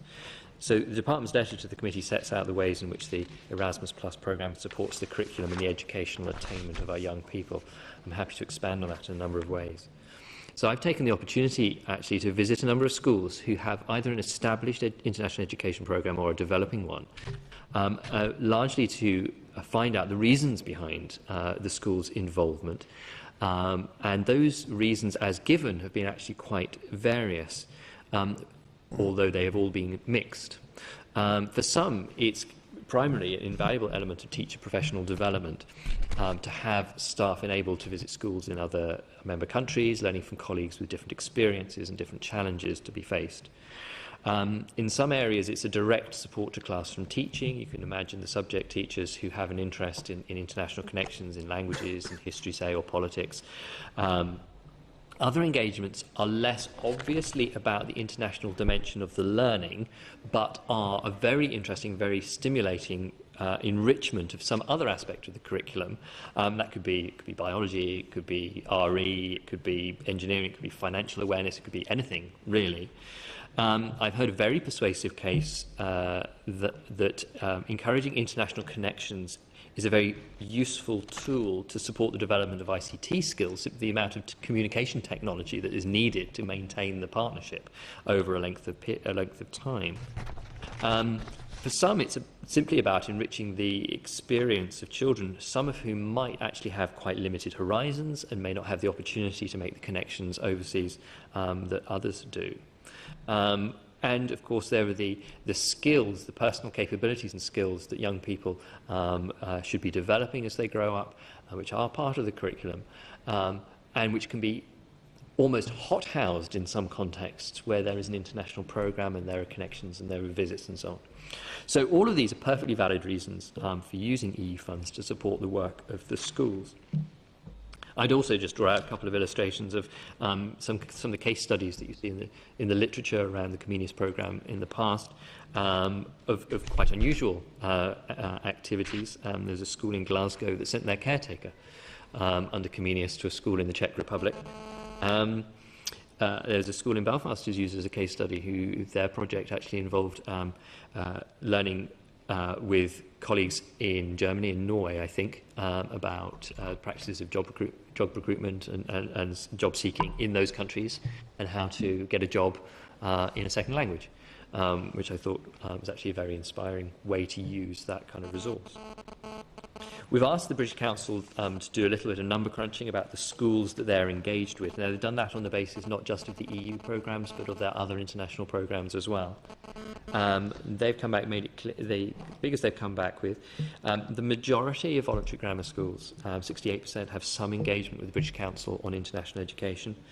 Around 2/5 of integrated schools, including almost half of grant-maintained integrated schools, and around a quarter of controlled and Catholic-maintained schools have some international connection through the British Council, and that's not to say that other schools are not doing it in other ways. And the schools that have the International Schools Award at the different levels, the foundation and the intermediate and the full award, includes a broad range of schools, different sectors and different experiences. There's possibly a predominance of post-primary schools, although there are, of course, primary schools involved as well. And it's been drawn to our attention that actually, compared to other regions, here we don't see as many primary schools getting involved as in other places, and that possibly is an interesting challenge for the future. So there is always more that could be done. I think that's a point that would be worth making. The British Council is responsible for promoting the Erasmus Plus programme, but of course the department can have a role in supporting that. There is a Erasmus Plus steering group, which is actually meeting this morning, so I'm not able to attend, but a member of my team is attending, along with representatives from DEL, from the Youth Council and other bodies. And I'm also planning to write out to some of the schools who have the International Schools Award in order to visit next term and see what they're doing, find out what value they're drawing from it. And so the discussion with the British Council continues about how we can advance and progress the take-up of international education in schools. I think there are some very good ideas about, but I think probably the most interesting point that was made was that the most compelling testimony, of course, is not from civil servants or even from British Council officials, but it's from the schools who are already engaged, who have a good story to tell. And I think that might well be important. So I hope that gives the committee an indication of the value we place on international education opportunities, in particular the Erasmus Plus programme. Thank you. Barry, do you want to? Yeah, given your push for time, Chair, you're happy we just roll on? And Please, I think roll on and piece then forward, because I questions think the committee has an interest also in this area. You made in your opening remarks, Chair, a reference to the Minister's communication to the Chair of the committee. So you wrote on the 9th of June to advise that the Special EU Programmes body had launched a final consultation on its proposals for European territorial cooperation 2014 to 2020. And the proposals include a new EU programme for peace and reconciliation, Peace 4, which has themes which are very relevant, obviously, to the work of the department, particularly shared education and young people. The Minister is very pleased, obviously, that Peace 4 proposals specifically highlight areas within his remit, and the inclusion actually reflects a considerable amount of input from officials working under the direction of the Minister. In particular, the committee will wish to note that the proposed support for shared education carries a potential EU funding allocation of €45 million. Now, for Peace 4, I'm sure you'll all have had some bedtime reading, but the consultation document makes clear that the eligible area is Northern Ireland and the border counties of the south, and there is scope for bilateral, i.e. north-south projects, but also projects implemented within one member state which can demonstrate cross-community benefit. Okay. In regard to the north-south element, our Minister has written to his counterpart actually inviting respective officials to work together to develop the programme. The types of activity then which would be supported under Peace 4, I suppose, if you look at it, there's an overarching element for building a cohesive society, and then you have the 4 strands sitting underneath. On shared education, and rather than go into detail, but just take the objective, maybe, Chair, to create a more cohesive society through sustained and positive contact between school children from all backgrounds. You then have a children and young people strand. You'll see the references are mostly about NEETs, okay, people not in employment or training. And then you have shared spaces and services, that's another theme, and then you have civil society. But the overarching theme is about a dialogue or a cohesion between communities. So rather than actually take up much more time, Chair, I would just maybe invite the committee to consider that the public consultation period closes on the 29th of July 2014, and I think the Minister has said to the committee chair, no doubt the committee will want to put its own response in. In autumn, it's envisaged that the programme will go to the executive, and then we're talking about early 2015 for bids to the programme, so you'll have a final shape and then you will have bids. Thank you. Okay. It's phenomenally important that the consultation, who's it gone out to? Has it gone out to... It's public consultation. It's public, so in the normal means, the normal ways. Okay. And if you follow the Minister's letter, I think there's a link to the document. Okay, so you'll be able to access the link. Okay, we've got them in our documents amongst it.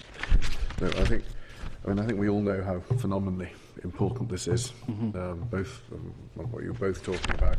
I just was intrigued that when we went upstairs and we met the British Council and what they were doing, it's actually very few schools. It's open to everybody.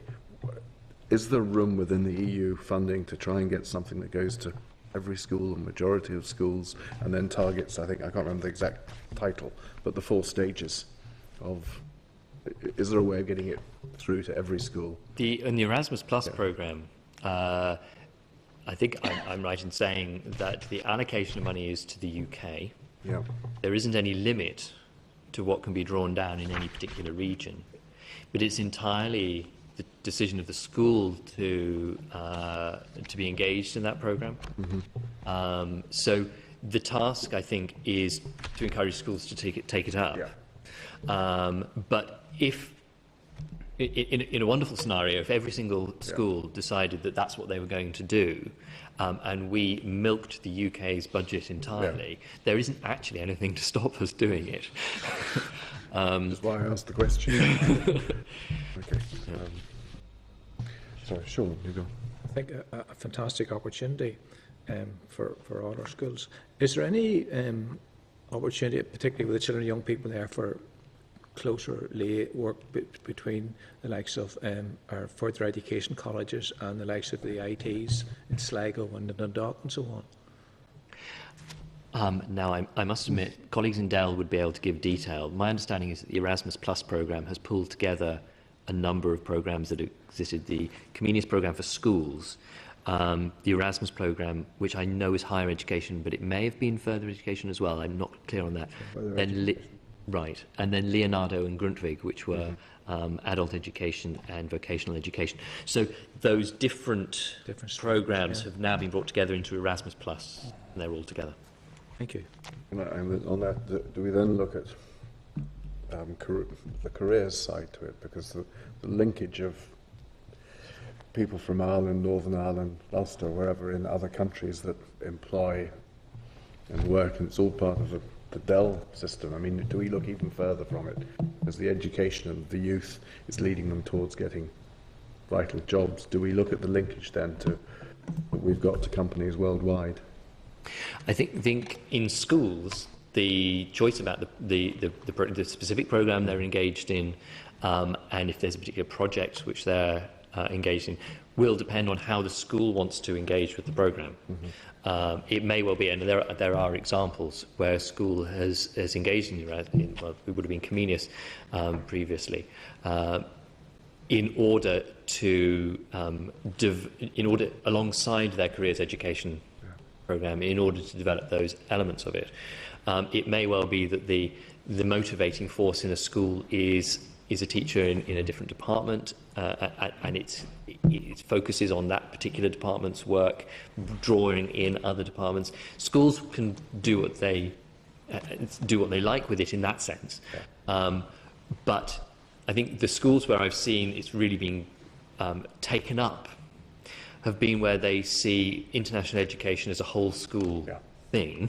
There may be different elements to it being taken forward by different departments, but it is not just about teaching that subject in the curriculum.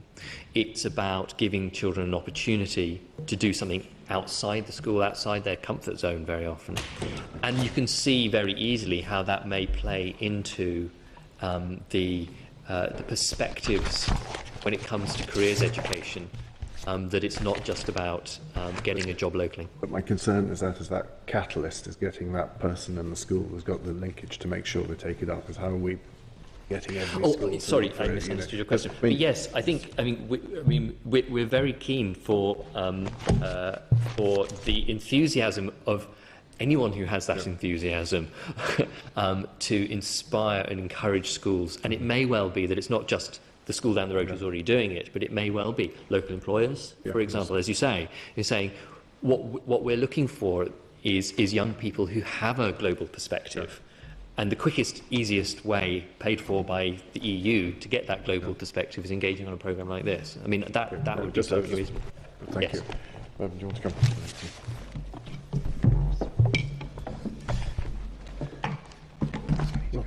Robin, Thank you, Chair. Thank you, Chair. I mean, I know that from past experience, EU funding programmes have specifically been difficult in terms of applications and monitoring and accountability and so on and so forth. I wonder, I would be a believer that if you can get the primary schools to engage, that you'll get that will go on into the secondary schools and other levels. So I just wondered if you can talk me through the application process once a project's been identified and is found to match the criteria, and then what you would be specifically doing to try to encourage primary schools to become involved. I'm afraid I'm not going to be able to answer very clearly on the application process. It's something that the British Council manages that, and we don't actually have full sight of it. What I do know is that compared to the previous Comenius programme, I'm told that the Erasmus Plus programme is a simpler process, because, I hope I don't get this wrong, in the past, every time a school wanted to engage in a programme, it had to, as it were, apply afresh. A lot of information had to be provided. And now it's a case of registering the school. And once it's registered, it's done. So that subsequent applications will fall back onto that registration. That's how I understand it happens. So it is that much easier. I don't think that access to this money will ever be without the requirements of monitoring and accountability for it. No. I think schools are increasingly used to those kind of arrangements anyway, and I hope that they aren't an insurmountable obstacle. In terms of primary school, we haven't concluded those kind of, at the moment we're just sort of throwing around ideas about how to engage more schools. We haven't settled on any particular sort of programme of work yet, and that will be part of the discussion with the British Council. I know that there are some of it will be how are the primary schools who are engaged, how are they finding, what are they doing. I think the session in the Long Gallery, I think there was the examples of where primary schools are taking up opportunities. I think the provision of C2K, in particular the rollout and transfer of the new C2K provision, actually should make it a lot easier. So video conferencing and so on, which should make a real difference. I think there are numerous ways, and it may well be a case of experimenting with what actually helps get that traction. If I could maybe highlight on the Piece 4 proposals, Robin, there are one of the consultation areas are measures to reduce the administrative burden. So it's recognised that there's a degree and a balance between accountability and spending money appropriately and removing unnecessary obstacles. So the sorts of things, application processes, support will be available to potential applicants through information seminars and workshops. Those are the sorts of things that we actually want to see coming more to the fore. Information on calls for grant aid. Assessment. The primary purpose of the assessment process is to assess the potential of the proposed project to deliver the specific and specified results. So there are a series of helps and interventions, and that is listed in the consultation questionnaire. And the direct one is basically, do you think these proposals are adequate in terms of reducing the administrative burden? It'd be interesting, Chair, if we could try to understand, maybe at some later date, as to whether or not what's being put in place is in fact working, and maybe some information to say from where we are today, 12 months or 24 months, 36 months, where we are at that stage, Chair. I would really welcome that, Chair. Okay. I think we're all on a learning process in relation to European stuff, and you can say the European Union has been around for a long time.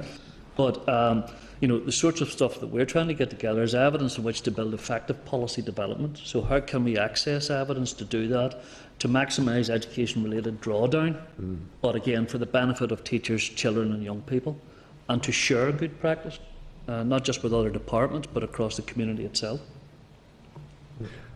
And I think, and apologies for having to go out, but I think that this is a very good news story if this is all managed well, and we maximise. If you look at the figures in terms of the potential amount of money available to us, you know, some of these are €450 million. 40% of that allocated on the thematic objective 10, which is investing in education and skills. So there's clearly huge potential. One final question, which is of concern, and I got a correspondence from a youth organisation, and they are saying that at present the draft proposals outline a cross-departmental approach which includes DEL, DETI and DARD, but doesn't seem to include DE. Is that the case? I can't answer here or there. So which programme? Which programme does that relate to? It would be probably the European Structural Fund, the ESF. Well, yes, but I think naturally, if you look at the themes, Chair, a lot of what we do lends itself quite naturally to the Peace 4.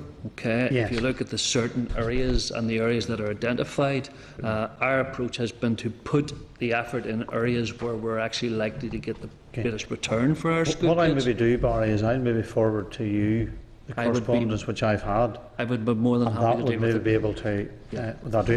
I'll give you this correspondence. Yeah. Okay. Okay. Thank you. If there's any hassle, thank you. Any other questions, members? No. David, thank you. Barry. Sarah. Okay, thank you. First time I've got a gift from maybe it's not a gift, piece of information. Thank you very much. Thanks. Okay, members, just to conclude with a couple of issues. One, just going back to the issue about the redundancies, could we maybe ask the department to clarify the 93 that didn't make the trial? Why was that the case? They didn't meet the criteria. Okay. Just so we know in terms of, because obviously they have been involved in the process. So just so we're clear as to where it was that they didn't meet. Correspondence, page 241 to 360, with 15 items provided. At page 322, you'll see correspondence from GTC and I about the bill. The clerk advises the department to lay a statutory rule relating to an extension of the membership of the General Teaching Council. So is the committee therefore content to amend its agenda for next week's meeting to include a short written briefing on this subject? Agreed. Page 342, you'll see an invitation from Parent NI requesting a meeting with the committee regarding the work and development of a parental consultation platform for education, and I would suggest that we would meet informally with Parenting NI in this regard at some stage as soon as we come back. Great. Which is probably room 115 or something like that, or informally. Page 349, you'll see correspondence sent to principals in respect to pupils who are ineligible for inclusion in the annual examination results. I think, Sean, this is an issue that you wanted to. Yeah.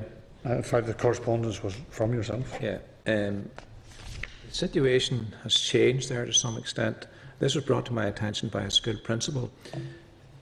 Previously, if you had a child who was very often children that are vulnerable, whatever, was able to do 2 or 3 GCSEs or whatever, you know, you can continue to work with them. The principal just expressed to me the feeling that maybe if some schools were too focused on the actual results and league tables, that they would then withdraw these students from exams altogether, and they wouldn't show up in the league table. Yeah.